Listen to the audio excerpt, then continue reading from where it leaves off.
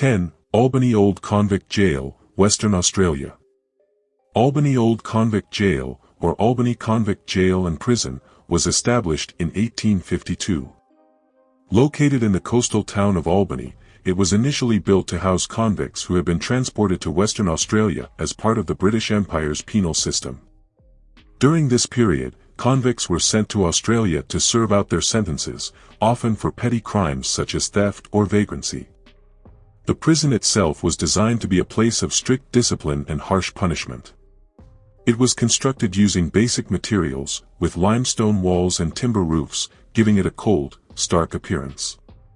The cells were small, cramped, and barely livable, with little in the way of comfort or amenities. Convicts were often forced to sleep on the bare floor, and the building's poor ventilation made the conditions inside even more unbearable. Life inside the jail was brutal. Convicts were subjected to a regime of hard labor, working on local infrastructure projects like roads and buildings. Discipline was strict, and punishments for disobedience were severe. Floggings, solitary confinement, and reduced rations were all common. The sense of hopelessness and isolation weighed heavily on the prisoners, many of whom had no chance of returning to their homeland. As the years passed, the jail's use shifted. After the end of convict transportation in Western Australia in 1868, Albany Jail transitioned into a local prison and continued to operate as a place of incarceration for criminals.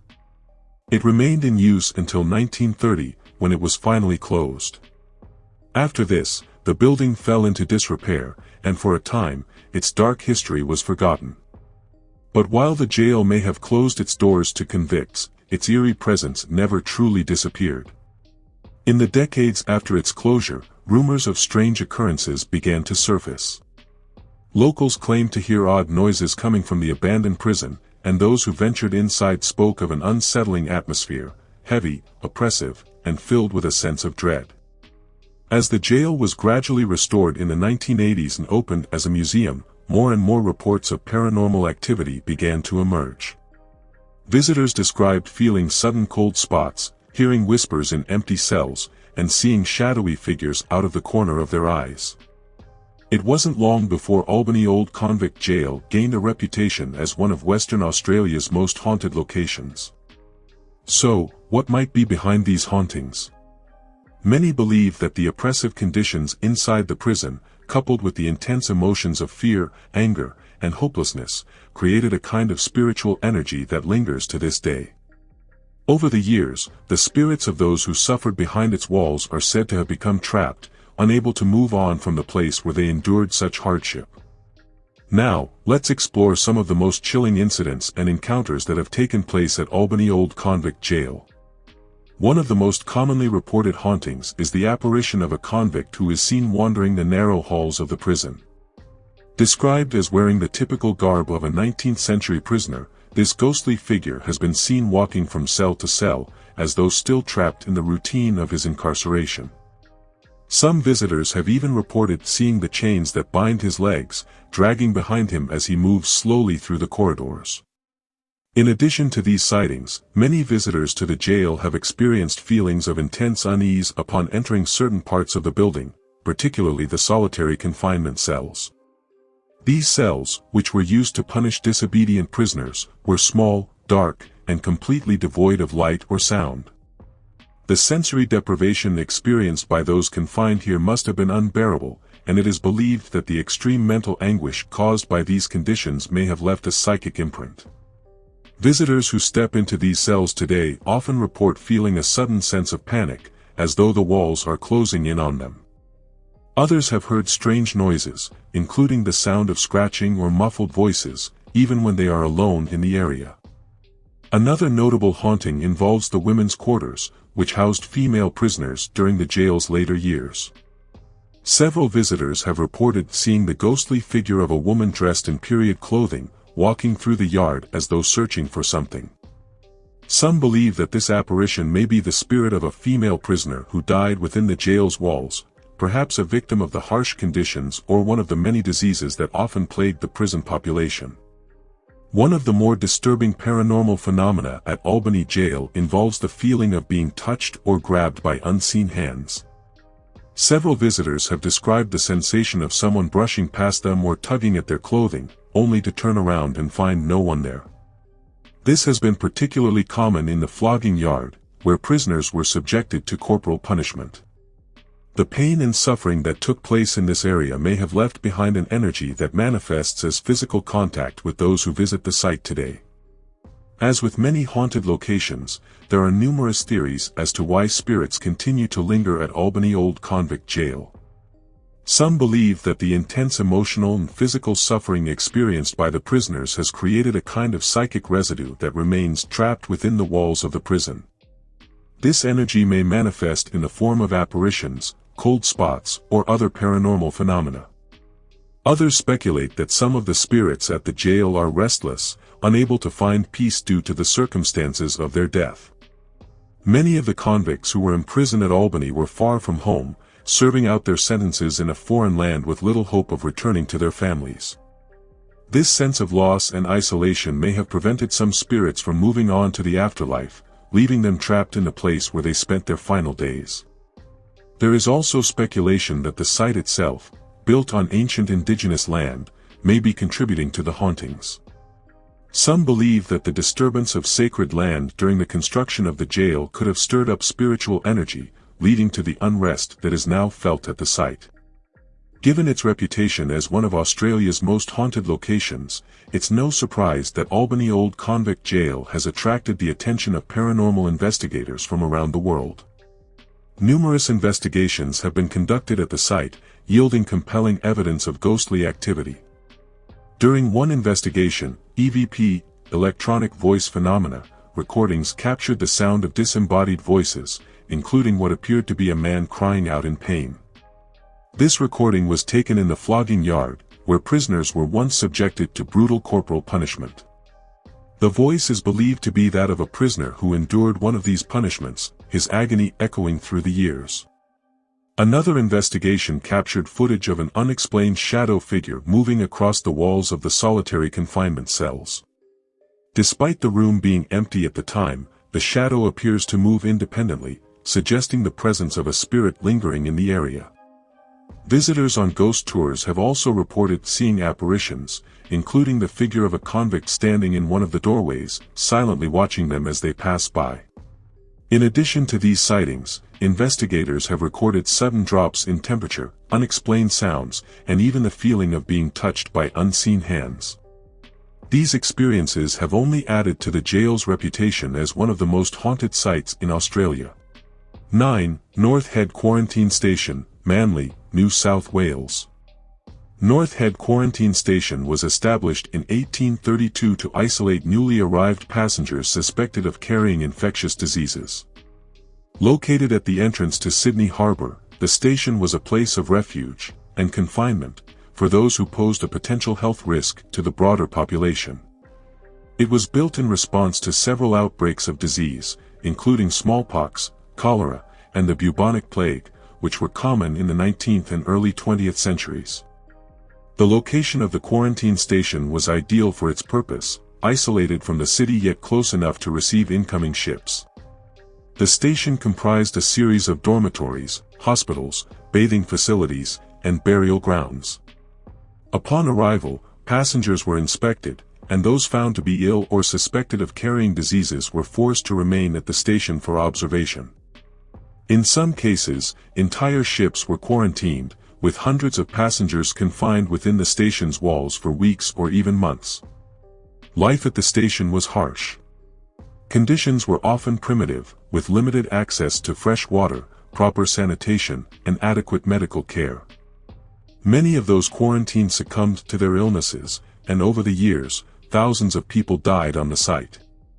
These deaths left a deep emotional and spiritual imprint on the land, setting the stage for the many ghostly encounters reported in the years to come. By the early 20th century, advances in medicine and public health began to reduce the need for quarantine stations. In 1984, North Head Quarantine Station was officially closed as a medical facility, and in 1988, it became part of the Sydney Harbour National Park. Although its days as a quarantine station were over, the building's past refused to fade. It wasn't long before visitors and staff began reporting strange occurrences, sparking the site's reputation as one of Australia's most haunted locations.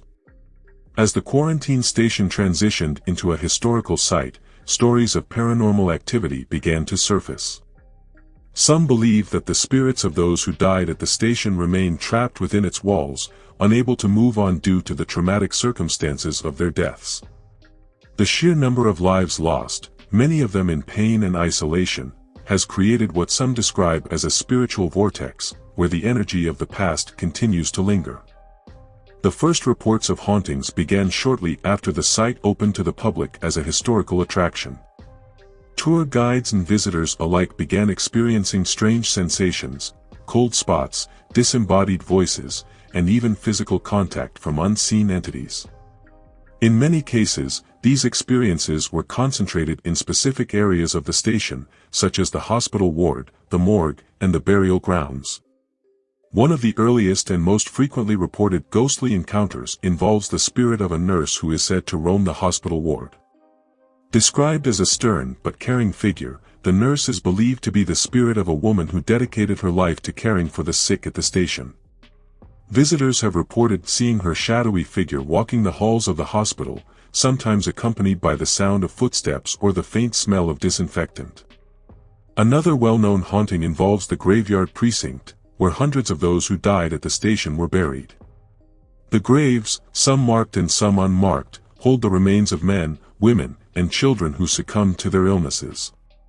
Visitors to the graveyard often report feeling an overwhelming sense of sadness or despair, as though they are being watched by unseen eyes. Some have even claimed to hear whispers or cries coming from the graves, though no one is there. The hospital, which once treated the sick, is now one of the most active sites for paranormal encounters. Many visitors have reported seeing the apparition of a woman in white, believed to be the nurse who cared for the ill. Witnesses describe her as a calming presence, though her sudden appearance can still send a chill down anyone's spine. Those who have seen her say she moves silently through the hospital's empty corridors, occasionally stopping to look into a room before disappearing. The morgue, where the bodies of the deceased were stored, is another hotspot for ghostly activity. The morgue is a small, unassuming building, but it holds a dark history. Many who enter the morgue report feeling a sudden drop in temperature, accompanied by a sense of dread. Some have claimed to see shadowy figures lurking in the corners of the room, while others have heard the sound of heavy breathing or footsteps coming from behind them, only to turn around and find no one there. Perhaps the most unsettling area of the quarantine station is the third-class precinct, where lower-class passengers were housed during their quarantine. The conditions in this part of the station were notoriously poor, with overcrowding and limited access to medical care. Many of those confined to the third-class precinct died from their illnesses, and it is said that their spirits still haunt the area. Visitors have reported seeing apparitions of men, women, and children dressed in 19th-century clothing, wandering aimlessly through the precinct. These spirits are often described as looking lost or confused, as though they are still searching for a way out of the station. In addition to these sightings, there have been numerous reports of disembodied voices, unexplained cold spots, and even physical contact from unseen entities. Some visitors have felt a light touch on their shoulder or the sensation of being pushed while walking through certain areas of the station. Others have heard the sound of doors slamming or furniture moving in empty rooms. The hauntings at North Head Quarantine Station have led to much speculation about why the spirits of those who died there remain trapped. Many believe that the traumatic circumstances of their deaths, isolated from their families, suffering from painful illnesses, have caused their spirits to linger. Some were buried in unmarked graves, their identities lost to history, which may have contributed to their unrest. There is also speculation that the quarantine station's isolated location and its history as a place of death have created a sort of psychic energy that draws spirits to the site. The sheer number of deaths that occurred within its walls, combined with the emotional toll of quarantine, may have created a spiritual imprint that is impossible to erase. Some paranormal investigators believe that the station's role as a place of confinement has caused spirits to become trapped. Much like the passengers who were physically confined to the station, the spirits of the dead may be spiritually confined, unable to leave until they find some form of peace or closure. Others suggest that the spirits at the station are not necessarily malevolent, but rather lost. The confusion and fear that many felt during their quarantine may have carried over into the afterlife, leaving them wandering the station in search of answers or a way to move on. Over the years, North Head Quarantine Station has attracted the attention of paranormal investigators from around the world. Several investigations have been conducted at the site, yielding compelling evidence of paranormal activity. Ghost tours are regularly conducted, offering visitors the chance to explore the station's haunted past. During one investigation, EVP, electronic voice phenomena, recordings captured the sound of disembodied voices, including what sounded like a man's voice saying, "Help me." This voice was recorded in the hospital ward, where many died from their illnesses.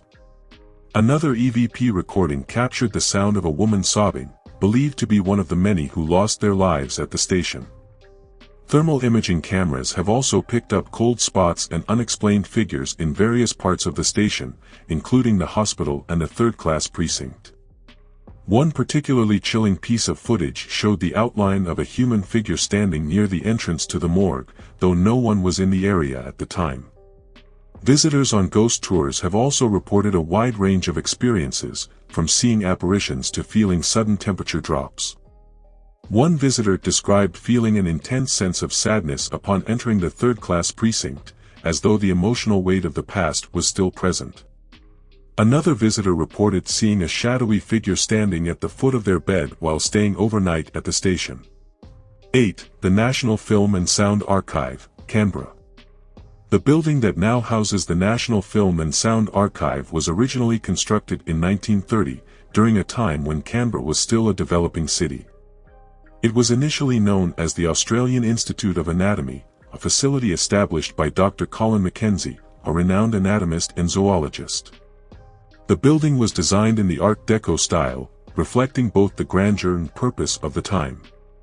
The Australian Institute of Anatomy was intended to house an extensive collection of anatomical specimens for research purposes.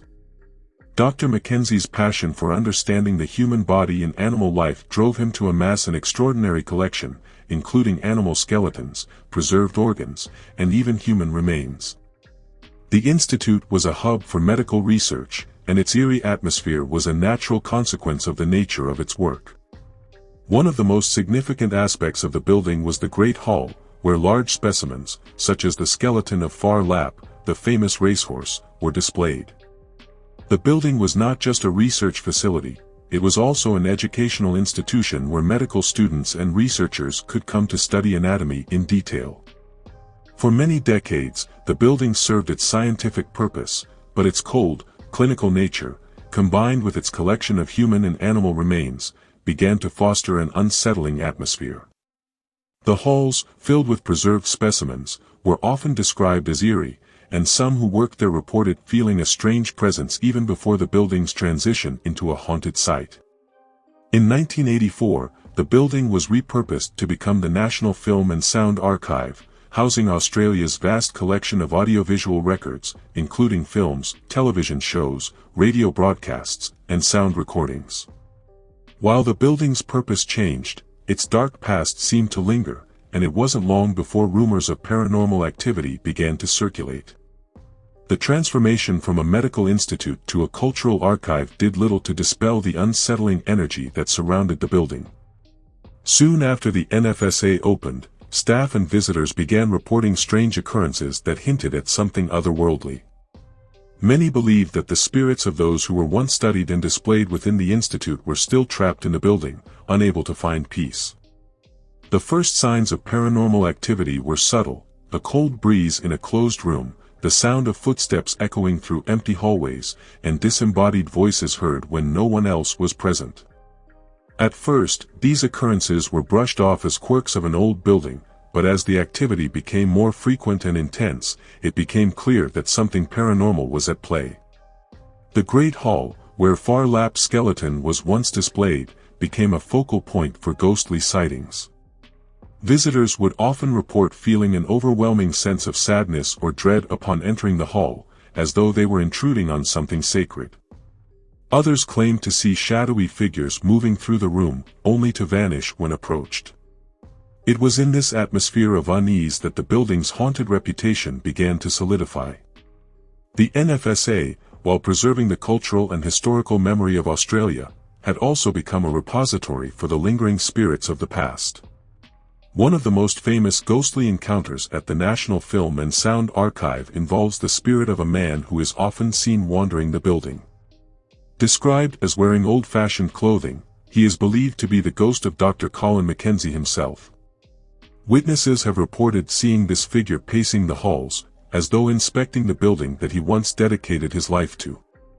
The figure never interacts with those who see him. Instead, he seems to be trapped in a repetitive loop, forever walking the halls of the institute he founded. Another eerie encounter involves the sounds of whispers and low conversations that seem to emanate from nowhere.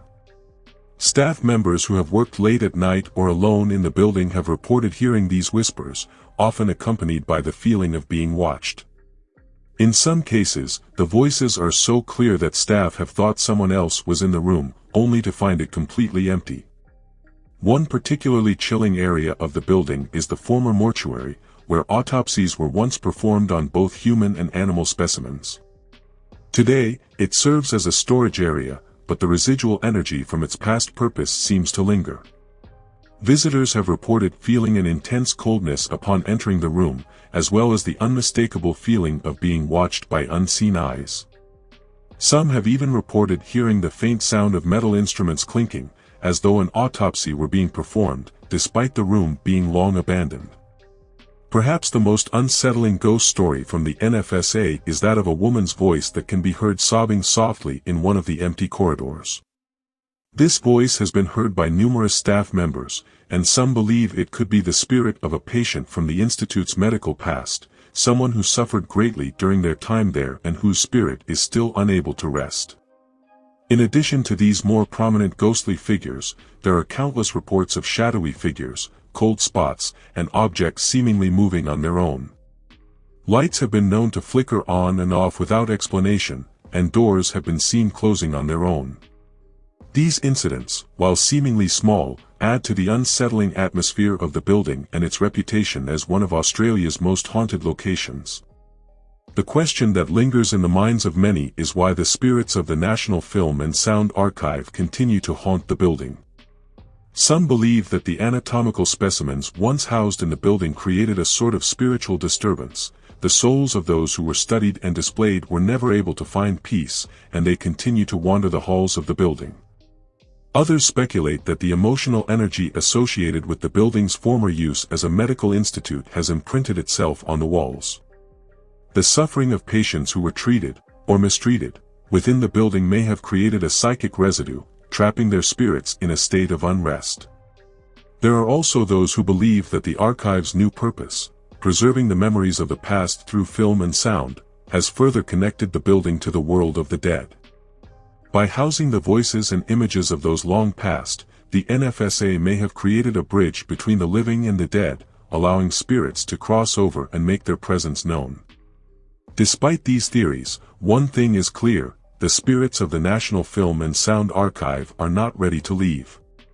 They remain, silently watching over the building and its visitors, reminding all who enter of the building's dark and haunted past. Given the building's reputation for paranormal activity, it has become a popular location for ghost tours and paranormal investigations. Several teams of investigators have visited the NFSA in an attempt to document the ghostly activity within its walls. One such investigation, conducted in the early 2000s, yielded some of the most compelling evidence of paranormal activity. Investigators set up audio recorders, motion detectors, and thermal cameras throughout the building. During the investigation, they captured EVPs, electronic voice phenomena, of disembodied voices, including what sounded like a man's voice murmuring softly in one of the hallways. The voice was clear, but no one was present in the area at the time. Another chilling piece of evidence came from a thermal camera that was set up in the Great Hall. The camera captured the image of what appeared to be a human figure, standing near the center of the room. However, when the investigators checked the area, it was completely empty. This figure was later compared to historical photos of Dr. Colin Mackenzie, and the resemblance was striking, leading many to believe that the figure captured on camera was indeed the ghost of the building's founder. There are also numerous stories from ghost tours, where visitors have reported feeling cold spots, seeing shadowy figures, and even being touched by unseen hands. One visitor described feeling an icy hand on their shoulder while walking through one of the building's hallways, only to turn around and find no one there. 7. Beechworth Asylum, Victoria. The Beechworth Asylum, originally known as the Mayday Hills Lunatic Asylum, was built in 1867 and operated for over a century before closing in 1995. It was the second largest mental institution in Victoria, following the Kew Asylum. The facility was constructed during a time when mental health care was largely misunderstood, and those who were considered mentally ill were often cast out from society and subjected to inhumane treatments. The asylum was designed to house the mentally ill, elderly, and people with disabilities, and it could hold up to 1,200 patients at its peak. The massive complex was built in an imposing Gothic architectural style, with large, foreboding buildings surrounded by high walls to keep the patients inside and to keep prying eyes out. For many, entering the Beechworth Asylum was akin to entering a prison, with little hope of ever leaving. Patients were admitted for a wide variety of reasons, ranging from genuine mental illness to simply being social outcasts. It was not uncommon for women to be admitted for conditions like postnatal depression, or even for being disobedient to their husbands.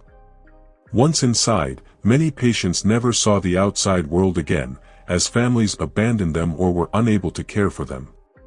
The treatment of patients during the 19th and early 20th centuries was often harsh and cruel.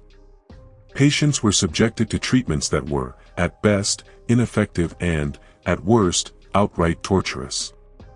These included isolation, restraint, and electroconvulsive therapy, ECT.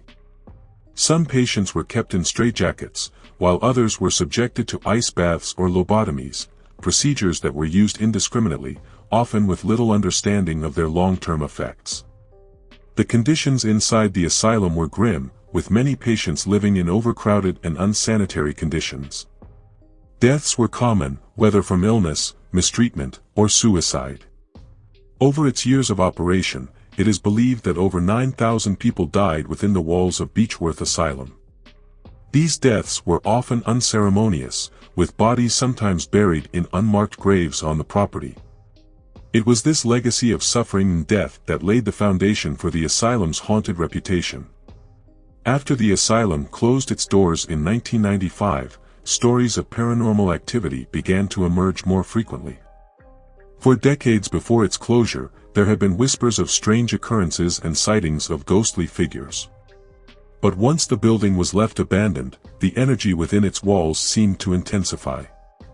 The sheer number of people who died in Beechworth Asylum, combined with the trauma and suffering they endured, has led many to believe that the spirits of these patients are still trapped there, unable to find peace. It wasn't long after the asylum's closure that ghost hunters and paranormal investigators began visiting the site, eager to document the many reports of ghostly activity. Some visitors reported feeling an overwhelming sense of sadness or oppression upon entering the buildings. Others claimed to hear the sounds of wailing, crying, and even footsteps echoing through the long-abandoned hallways. As more and more people visited Beechworth Asylum, the stories of paranormal encounters continued to grow. Perhaps the most famous ghost said to haunt Beechworth Asylum is that of a matron named Sharp. She was known to be a compassionate woman who cared deeply for the patients, and it is said that her spirit continues to wander the asylum, watching over those who remain trapped there. Visitors have reported seeing a shadowy figure of a woman in the hallways, believed to be matron Sharp, silently keeping vigil. Another well-known ghost is that of a young girl named Emily, who is often seen playing in the gardens of the asylum. Emily is believed to have been the daughter of one of the staff members who lived on site. Tragically, she died after falling from a window, and her spirit is said to remain, unable to move on. Visitors have described hearing the sound of a little girl laughing or seeing a fleeting figure of a child running through the grounds before disappearing. In addition to these more benign spirits, there are also reports of darker presences within Beechworth Asylum. One of the most unsettling areas of the complex is the cell block, where the most violent and disturbed patients were housed. It is in this area that visitors have reported the most aggressive paranormal activity, including the feeling of being pushed or grabbed by unseen hands, the sudden onset of nausea, and even sightings of shadowy figures lurking in the dark. One particularly eerie story involves the former chapel of the asylum. The chapel was a place where patients were brought for religious services, but it is said that not all who entered the chapel did so willingly. Some patients reportedly had violent reactions to the services, and there are stories of possessions or strange behavior during sermons. Today, the chapel is said to be a hotspot for paranormal activity, with visitors reporting the feeling of being watched or hearing whispers in the empty space. Another area that is known for its paranormal activity is the haunted surgery room, where lobotomies and other medical procedures were carried out. Visitors have reported seeing apparitions of former doctors or hearing the sound of surgical tools being moved, even though the room has been abandoned for years. Many believe that the trauma and pain experienced by the patients during their time in the asylum left a psychic imprint on the building, trapping their spirits there. The inhumane treatments, the deaths, and the isolation many patients experienced created a perfect storm of negative energy, which has lingered long after the asylum closed. There are also rumors that some patients were treated even more cruelly than records suggest. Some visitors and paranormal investigators have speculated that unmarked graves on the property may hide the remains of patients whose deaths were never officially recorded. These forgotten souls, denied a proper burial, may still be wandering the grounds, searching for peace. It is also believed that some of the spirits trapped within Beechworth Asylum may be reliving their final moments. Patients who suffered violent deaths, such as those who committed suicide or were subjected to brutal medical procedures, may be trapped in a repetitive loop, forced to experience their trauma over and over again. The sheer scale of suffering that occurred within the walls of Beechworth Asylum has left behind a spiritual scar, one that continues to draw paranormal investigators, ghost hunters, and curious visitors alike. Over the years, numerous paranormal investigations have taken place at Beechworth Asylum, and many have yielded chilling results. One of the most well-known investigations took place in the late 2000s, when a group of investigators set up equipment to capture evidence of paranormal activity. During the investigation, they captured electronic voice phenomena, EVP, recordings of voices that were not audible to the human ear at the time but were later picked up on audio devices. One of the most startling EVPs captured was that of a female voice, softly calling out a name. The investigators were unable to explain the source of the voice, as no one else was present in the area at the time. Other EVPs captured during the investigation included the sound of footsteps and whispers, even though the building was empty. Another famous incident occurred during a ghost tour in the early 2000s. A group of visitors was walking through the asylum's cell block, when one of them suddenly felt an intense pressure on their chest, as though someone were pushing them. The individual was so shaken by the experience that they had to leave the tour early. Later, it was revealed that this area of the asylum was where particularly violent patients had been restrained and held in isolation. There are also countless stories from visitors who have experienced cold spots, unexplained noises, and the feeling of being watched while exploring the asylum. Some claim to have seen full-bodied apparitions, while others have reported seeing shadowy figures darting out of the corner of their vision. 6. Fremantle Arts Centre, Western Australia. The story of the Fremantle Arts Centre begins in the mid-19th century. Originally constructed in 1861, the building was designed as a convict-built lunatic asylum to accommodate the growing number of mentally ill individuals in the Western Australian colony. At the time, mental health care was poorly understood, and those who were deemed mad were often subjected to cruel treatments. The asylum was meant to be a place of isolation, where those suffering from mental illness could be hidden away from society. The building itself, with its thick limestone walls and imposing, Gothic architecture, was cold and forbidding. The design was functional, not compassionate. The patients, many of whom were imprisoned there for life, were treated not with care but with neglect. The asylum became a dumping ground for individuals suffering from mental illness, epilepsy, and other neurological disorders. Conditions within the asylum were bleak. The staff, often overworked and undertrained, were not equipped to provide humane care. Patients were subjected to harsh treatments, such as isolation, restraint, and even shock therapy. Many were left to suffer in filthy, overcrowded conditions. As the years passed, the asylum became increasingly overcrowded, and the death toll among its patients rose. Suicide, illness, and the sheer neglect of human life led to the deaths of many within its walls. It wasn't long before stories began to circulate of strange happenings in the asylum, whispers of restless spirits who could not find peace. By the late 19th century, the asylum was falling into a state of disrepair, and conditions for the patients continued to deteriorate. The people confined within the Fremantle Lunatic Asylum endured what can only be described as unspeakable suffering. It was not uncommon for patients to die within the walls, often from neglect or untreated illnesses. Others simply succumbed to the horrors of their own minds. The morgue was a busy place in the asylum, as bodies were regularly transported there for burial. But even in death, there was no dignity for these individuals. Their bodies were often buried in unmarked graves on the grounds, and some say that this lack of respect in their final moments has kept their spirits tied to the place.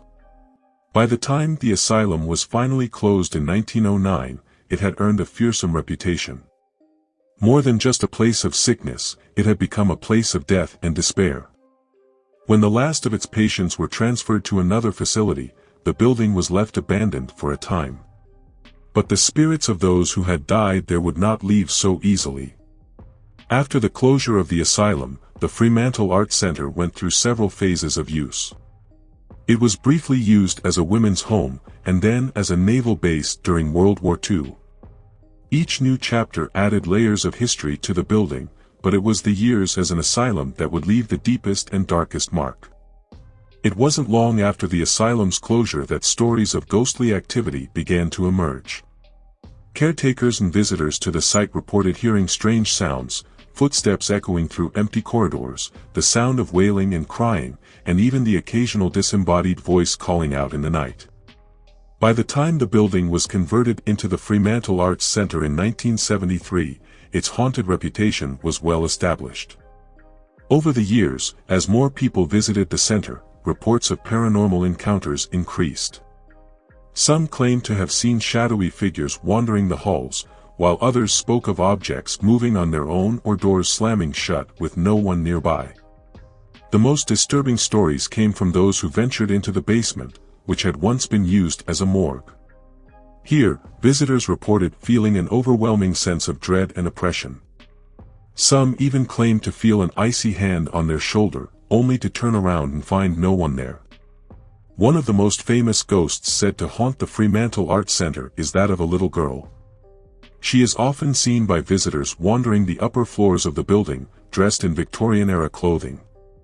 Some say they have heard the sound of her giggling as she runs through the hallways, while others have caught fleeting glimpses of her peeking around corners before vanishing into thin air. The presence of this young girl is one of the more benign spirits at the Arts Centre.